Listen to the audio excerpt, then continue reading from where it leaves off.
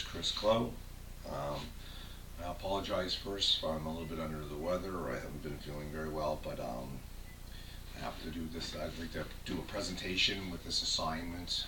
It's a little bit in a time fashion, so I'll manage to do the best I can in not the very best environment, so please bear with me. What I'd like to do is to do a session today on how to read a micrometer. This session is also based on the WDEF 105 class through Penn State.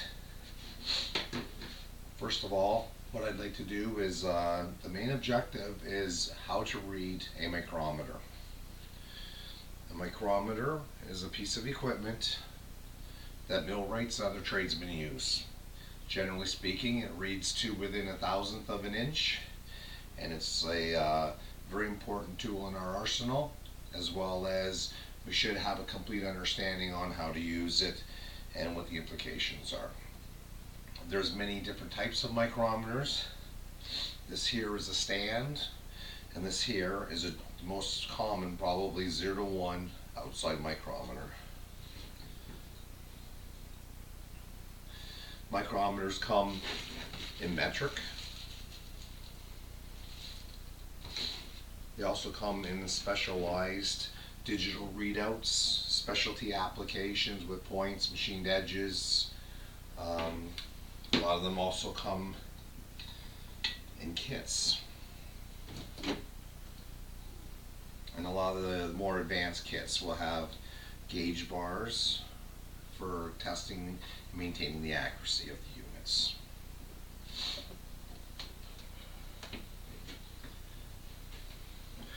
Before we get started, if this was a proper environment, I would explain where the exits are, where the bathrooms are.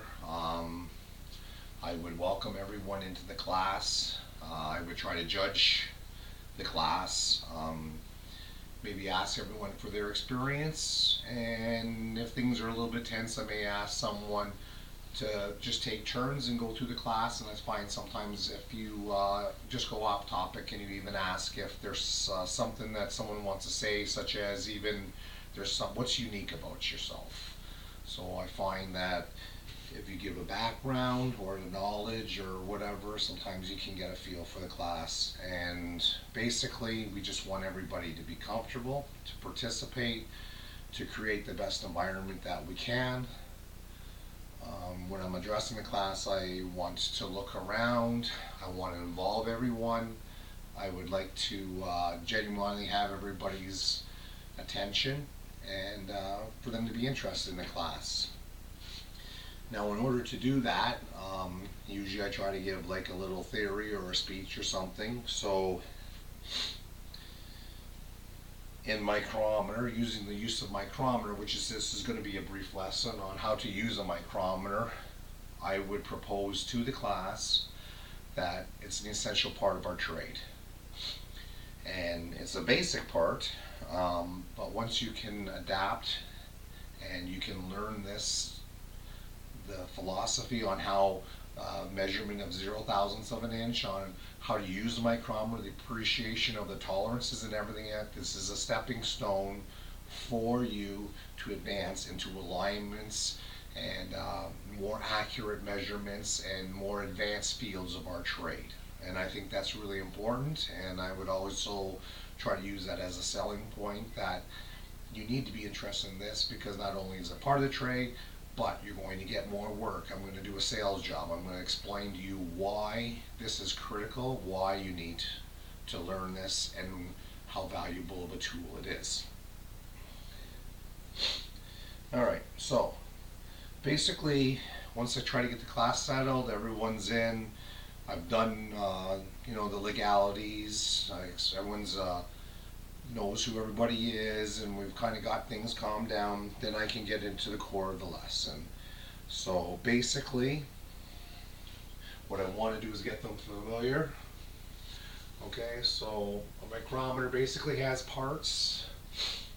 This here is a stabilizer, a thermal insulator, the frame, the sleeve, the ratchet stop, the thimble, lock lever, anvil. Now, Most of them read within thousandths of an inch. Also, we can also read them, and I have one here, is in mils. So everybody's going, obviously the younger generation is going to mils. So 1 millimeter is 39 thou.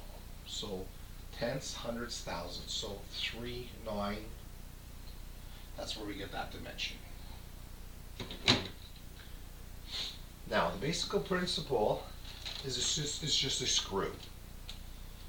Micrometer is like a bolt and thread.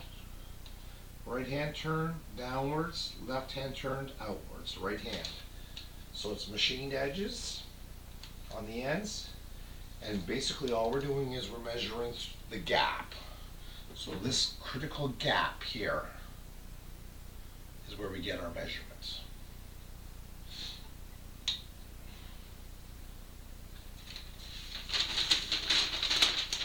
Does anybody have any questions on that? All right, so some real life references. Our standard white paper is 0.3 to 0.5 thou. So 3 to 5 thou thick, your average piece of white paper. Carbon paper, we actually move into half a thou. So carbon paper is probably one of the best pieces to test, such as with a shear or anything, just so nothing clashes. I did, for example, the tightest shear I've ever set up is had a 1/2 inch clearance. So what we did, it had to cut carbon paper, but when the gap came down and the two blades rubbed, we would put black magic marker, and it was only allowed, as we put black magic marker across the edge of the blade, it was only allowed to rub it off, but it wasn't allowed to score it. So that's the kind of accuracy we're hoping for. Most bearings are measured within 1/1000th of an inch. Again, your tenths, hundredths, and thousandths. Now, what I would do at this point in time is I would hand out micrometers to everybody in the class. Now, at this point in time, what I would do is I would show everybody that it's critical to take care of a micrometer, and I would want to obviously not have any equipment damaged or anything. So, I've actually had this micrometer since I was 17 years old. It was the first micrometer I ever had. I bought it for my apprenticeship, and it still moves very cleanly, freely. It's been in some very bad environments, but I've always taken care of it. And it's got a little bit of discoloration here, but like I say, if you take care of a micrometer, it will last a lifetime. You can buy micrometers now. They aren't very expensive like they were in the original days. Generally Starrett and some of the high-end Japanese manufacturers, they do make them very cheaply now. My advice is that a lot of them do work, but if you can buy a decent quality brand and take care of it. Basically what would happen is we lightly oil the units, and it's just a matter of how we treat them. Again, this here is the stand, or they come with the cases. When you're done using the micrometer, put it back in the case. There's a reason why it's there. It's got padding in it. We take care of it. We put it in a bank, sometimes maintain the moisture, and the silica reduces the vapor content or the moisture content inside of the package so we don't get rusting. We want to handle it with care. This one does not have a stabilizer in it. Some of them do, and that's what the difference is right there, the stabilizer. It just helps maintain the integrity. Now, we want to hold it and support it. We want to move it nice and gently and clean. We don't want to bang it. We don't want to drop it. We don't want to put it on the edge of anything. And surely, please don't stand there and go and flip it around like this. I just want to show respect. And at the end of the day, if you're using this precision equipment, and we all want to be employed, you know, when the foreman walks by, whoever has the equipment in an orderly fashion, clean, laid out on rags, treats equipment with respect, I'm always going to be more entitled to give that kind of work, or the accuracy work, rather than the guy who's sloppy, or I'm sorry, he's going to be more entitled rather than the guy who's sloppy, just doesn't seem to care. If he's got mics spread all over on the dirt and on the ground and everything, I'm going to question, what are the values that he's going to give me if he doesn't take the time in consideration. So what's important here is, and I would address the class, everyone would have one example right now, as I would be showing the scale here. And then what I would show is that there's graduations. So they're marked out. This actually has a 40 TPI thread inside of here. And what happens is the first major mark is 25 thou, is 1/8, and 25 thou, half a thou. So the best way to describe that here, to show you here,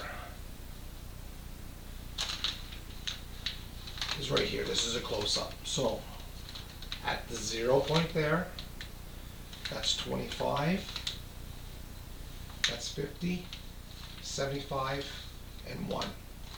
So in order to read a micrometer, what we do is we open it up, we put our piece in between, and we turn it until we have a nice firm reading, or some of them have preset tensioner on the back end here. So now we have our reading, and this is a different style lock. I can actually turn and lock this here. I lock it. Now exaggerated to size here, obviously this is for teaching references. I'm looking at a 2 by 200 thou. I've got 1, 2, 3.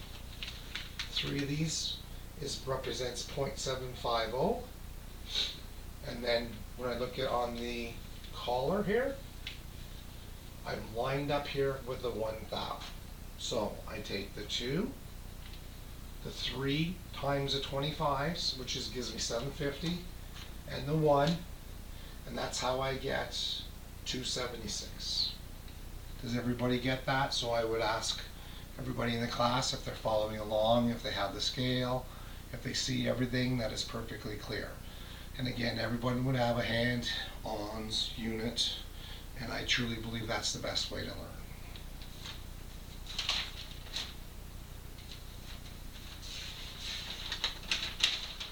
Now what this here again is showing what we're measuring in between the two anvils there, okay?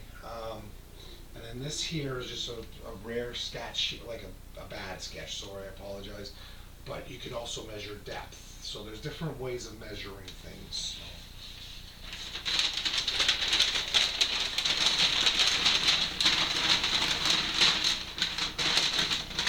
Again, I apologize for the atmosphere. I should have a proper clipboard, and I don't have a smart television here. So, okay, so again, I'd like to go through this here again one more time. 3, and then we have 1, 2, which is 50. Sorry, that's not very clear.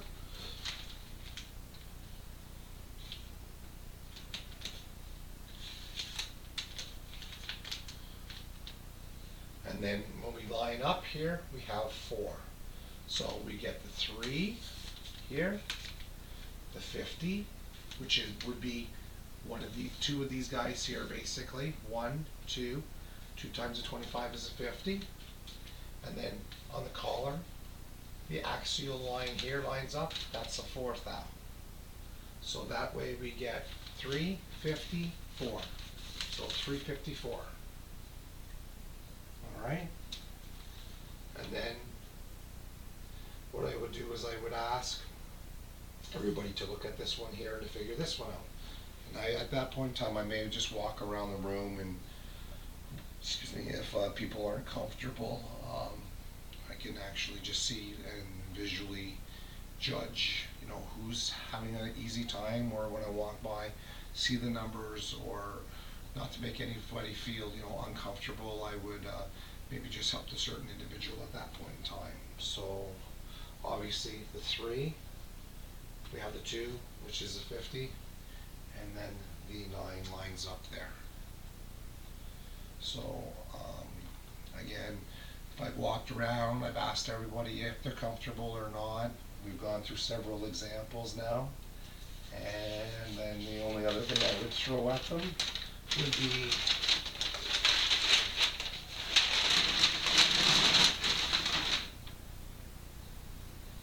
some units actually have, I'll try to use a larger unit here. On the top here, it's a tenth of a thou reading. Not all units have that. More of your quality units have this. But basically, what it is it's just a secondary scale here. And you pick which one lines up by human eye, which one lines up. And then that way, there would be an extra dimension on there going to the 4th spacing. So that lines up with the 3. So let's just say, for example, this here is your 200, your 50, your 10, and then 0.0003. So now, in order to add those up, we would get 0.2, 60, and 3. And that's what we're getting into there with the tenth of thou option, half a thou. Alright, so that's a little bit more complicated. Not everyone's going to ask for that, but that I just need to advise you guys of that is a potential reading. So, excuse my stomach there. Like I say, I'm not feeling very well. The only other things I would like to kind of go over here is when teaching the classes. I would just like to, try to keep everybody involved, try to evaluate when I'm teaching a class, if everyone is paying attention. If someone's not paying attention, I may try to challenge them in a polite manner. I've had it, before, younger guys that are falling asleep on me. I've actually even gone over and sat on that desk. And the one guy actually still fell asleep on me when I was sitting on his own desk. So sometimes you try to keep positive, but to keep everyone informed and get everybody to buy in. We can't do that for everybody, but if we can get someone to appreciate what we're teaching, they'll remember it with hands-on examples. I want to communicate effectively here, and I don't want to talk down. I don't want to use a whole bunch of technical terms to alienate anybody or try to prove that how smart I am or not. Sometimes participation with people's examples is very critical and important, and they may have an example or something that may help me in the future, or I can take away from some participation. And the other thing is I'd like to try to pause, or like to try to get people to ask questions or give examples. Sometimes you can run off the tracks a little bit with too much example or storytelling, so I've been told, accused of, but staying on track and within the time constraints is important. Trying to keep to the point, being knowledgeable, and trying to fit the need of the class. And again, the objective, following the objective. What is the objective? Going through what we've been taught as teachers with the body, trying to buy in, like just with attitudes, and then for verification. And that what I would do is at the end of the class, once I've done a visual and everything else, I would ask everybody to come up, and I would have an actual piece